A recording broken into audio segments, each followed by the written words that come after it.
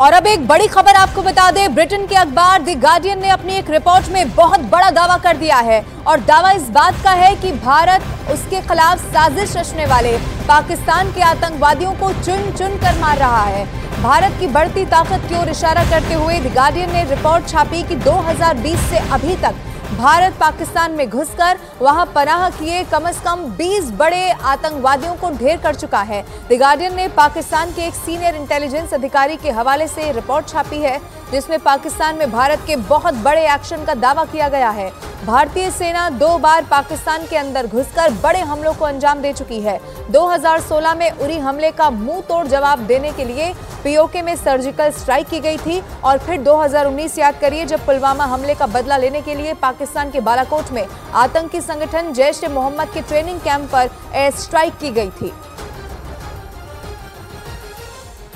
और प्रधानमंत्री नरेंद्र मोदी ने भी एक दिन पहले बिहार के जमुई में अपनी चुनावी रैली में 2 टूक कह दिया था कि आज का भारत घर में घुसकर मारता है। कांग्रेस के राज में भारत को कमजोर और गरीब देश माना जाता था। छोटे छोटे देश आज जो आटे के लिए तरस रहे हैं, उनके आतंकी हम पर हमला करके चले जाते थे। आज का भारत घर में घुसकर मारता है।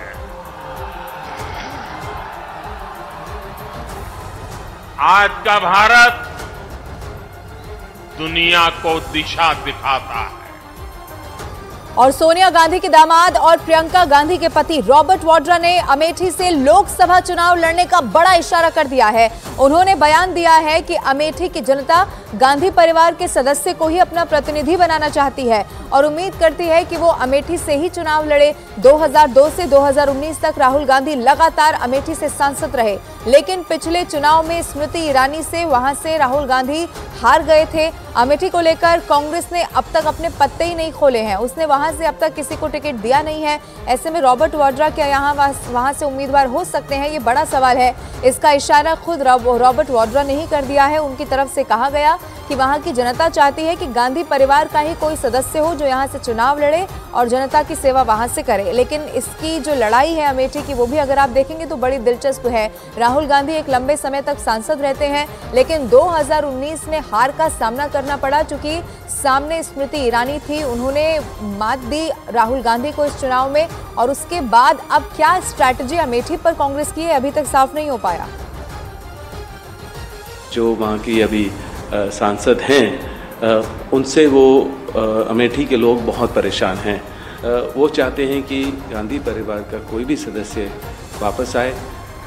वहाँ वो भारी बहुमत से जिताएंगे। यहाँ तक कि वो मेरे से भी प्रेरणा करते हैं और आशा करते हैं कि मैं वहाँ अपना पहला कदम अगर राजनीति में रखता हूँ और सांसद बनने की सोचता हूँ तो मैं अमेठी को ही रिप्रेजेंट करूँ। और रॉबर्ट वाड्रा के बयान पर भारतीय जनता पार्टी ने तुरंत हमला बोल दिया। पार्टी ने अमेठी से अपनी जीत का भरोसा जताया है और रॉबर्ट वाड्रा पर तंज कस दिया। जमीनी पकड़ रखने वाले कांग्रेस पार्टी के तमाम नेता एक एक करके कांग्रेस पार्टी से अपना हाथ छुड़ा रहे हैं। ऐसे में अब एक बहुत जमीन पर व्यापक प्रभाव रखने वाले नेता रॉबर्ट वाड्रा ने अब इच्छा जताई है कि वो भी चुनाव लड़ना चाहते हैं, क्योंकि जमीनों से उनका विशेष जुड़ाव है। तो अभी जमीनी नेता के आने से कांग्रेस पार्टी की जमीन कितनी मजबूत होगी, ये तो वक्त बताएगा। ऐसे लोग जो अमेठी से पलायन कर गए, जिनका 5 साल से अमेठी से उत्तर प्रदेश से कोई लेना देना नहीं है, वो ये तय करेंगे। ये निर्णय अमेठी की जनता को करना है और अमेठी की जनता भारतीय जनता पार्टी के साथ है। यूपी की अमेठी सीट से कांग्रेस उम्मीदवार पर बने सस्पेंस में उस वक्त नया मोड़ आ गया जब रॉबर्ट वाड्रा ने वहां से चुनाव लड़ने के संकेत दे दिए। रॉबर्ट वाड्रा ने मौजूदा सांसद स्मृति ईरानी पर अमेठी की अनदेखी का आरोप लगाया और इशारों में इस सीट पर दावेदारी ठोक दी और साफ कहा कि अमेठी के लोग उन्हें सांसद के तौर पर देखना चाहते हैं। अपना पहला कदम अगर राजनीति में रखता हूँ और सांसद बनने की सोचता हूँ तो मैं अमेठी को ही रिप्रेजेंट करूँ। अमेठी सीट से कांग्रेस ने अब तक उम्मीदवार का ऐलान नहीं किया। अमेठी को गांधी परिवार का गढ़ माना जाता रहा है। लेकिन 2019 में स्मृति ईरानी ने इस सीट पर राहुल गांधी को शिकस्त दे दी थी। इसलिए यह अब तक साफ नहीं है कि राहुल गांधी इस सीट से चुनाव लड़ेंगे या नहीं लड़ेंगे। लेकिन रॉबर्ट वाड्रा के बयान के बाद बीजेपी ने भी जवाब देने में देर नहीं की। ये लोग जो अमेठी से पलायन कर गए, जिनका 5 साल से अमेठी से उत्तर प्रदेश से कोई लेना देना नहीं है। रॉबर्ट वाड्रा का दावा है कि 1999 में जब अमेठी से सोनिया गांधी ने चुनाव लड़ा था, तभी से वो वहां सक्रिय रहे हैं। गांधी परिवार के लिए प्रचार करने हर चुनाव में प्रियंका वाड्रा के साथ रॉबर्ट वाड्रा भी अमेठी पहुंचते रहे हैं। राहुल गांधी के खिलाफ केरल के इसी वायनाड से नामांकन करने पहुंचे बीजेपी प्रत्याशी के समर्थन के लिए केंद्रीय मंत्री स्मृति ईरानी वायनाड पहुंच गई। वहां से बीजेपी ने केरल के प्रदेश अध्यक्ष के सुरेंद्रन को मैदान में उतारा है। इस सीट से राहुल गांधी ने एक दिन पहले ही नामांकन का पर्चा भरा और अगले दिन बीजेपी के प्रत्याशी और केरल बीजेपी के अध्यक्ष के सुरेंद्रन ने नामांकन से पहले एक बड़ी रैली की। इस रैली में स्मृति ईरानी भी उनके साथ नजर आई। खुले ट्रक में खड़े के सुरेंद्रन और स्मृति ईरानी को देखकर बीजेपी कार्यकर्ताओं ने उनके समर्थन में नारेबाजी शुरू कर दी। इस रोड शो के लिए केरल के वायनाड में बड़ी तादाद में बीजेपी समर्थक पहुंचे। उनके हाथों में बीजेपी के झंडे नजर आए। लेकिन सबसे ज्यादा चर्चा वायनाड पहुंची स्मृति ईरानी की ही रही, क्योंकि उन्होंने पिछले लोकसभा चुनाव में कांग्रेस का गढ़ कहे जाने वाले अमेठी से राहुल गांधी को मात दी। हालांकि 2019 में उन्होंने यूपी की अमेठी लोकसभा सीट के साथ ही केरल की वायनाड सीट से भी चुनाव लड़ा था और वो यहाँ से जीत गए थे। लेकिन इस बार जैसे ही उन्होंने वायनाड से नामांकन किया, स्मृति ईरानी उनके इस नए गढ़ में भी उन्हें टक्कर देने पहुंच गई। हालांकि वो यहाँ राहुल गांधी से मुकाबला नहीं करेंगी, लेकिन वहां स्मृति ईरानी को भेजकर बीजेपी ने ये साफ कर दिया कि वो राहुल गांधी को अमेठी की हार भूलने नहीं देगी। और लोकसभा चुनाव प्रचार के बीच कांग्रेस छोड़ने वाले महाराष्ट्र के दिग्गज नेता संजय निरुपम ने गांधी परिवार पर जबरदस्त हमला बोला है।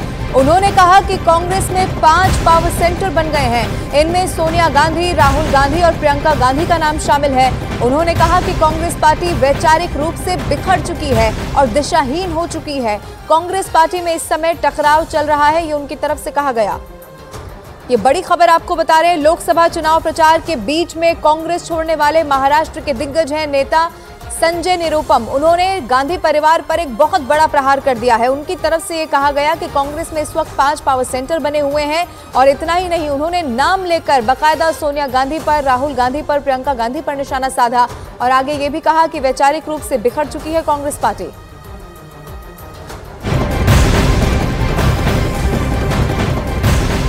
वहीं कांग्रेस छोड़ने के बाद संजय निरुपम ने न्यूज 18 इंडिया से खास बातचीत की है और अपने आगे के प्लान के बारे में जानकारी दी।